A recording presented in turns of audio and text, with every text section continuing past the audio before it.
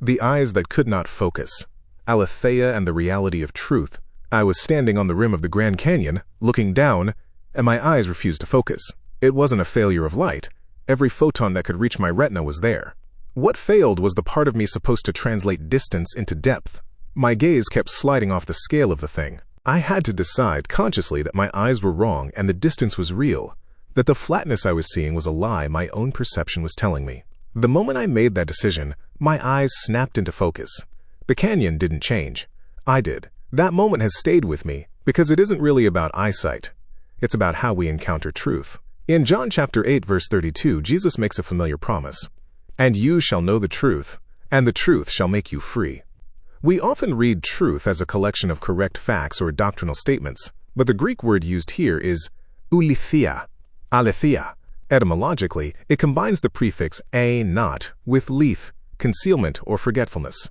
Alētheia is literally un-concealment, the revealed reality lying at the basis of an appearance, the manifested, veritable essence of a matter. Truth isn't something we construct. It is the deep, underlying reality of God that stands in front of us, waiting for our eyes to catch up. Freedom comes when our perception finally snaps into alignment with what is.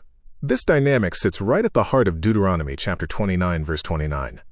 "The secret things belong to the Lord our God, but those things which are revealed belong to us and to our children forever."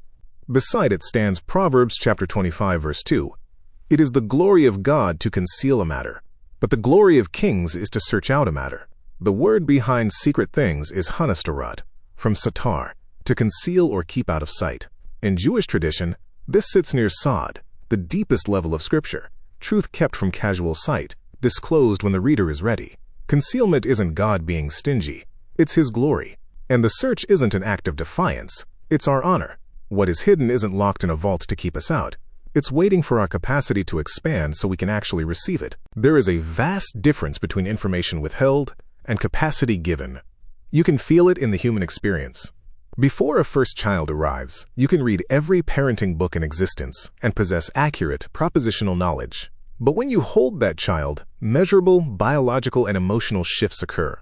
You don't suddenly have more information. You have a different apparatus for holding it. The reality was hidden only because participation hadn't yet supplied the capacity to see it. Grief works the same way. You can observe loss from the outside and think you understand sorrow. But walking through deep affliction opens rooms in the soul you couldn't have imagined from the doorway. It rewrites your vocabulary.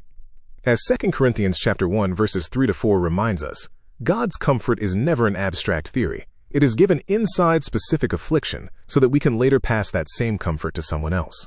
Surface-level facts are available from a distance, but Alētheia, the unveiled reality, opens only by walking through.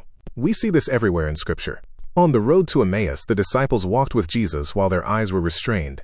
It wasn't until He broke the bread that their eyes were opened, and He subsequently opened their understanding to comprehend the Scriptures. Luke chapter 24 verses 31-45. The text had been there their entire lives. The capacity to receive it was the revelation. Real freedom, the kind Jesus promises in John chapter 8 verse 32, happens when we stop insisting that our shallow, flat perception is the whole story. The search for God's truth is glorious, but it requires humility. It demands that we stand at the rail, consent to our limitations, and wait for God to grant the capacity to see. The secret things remain His, but when Alētheia breaks through, the depth becomes real. Our eyes snap into focus, and the truth sets us free.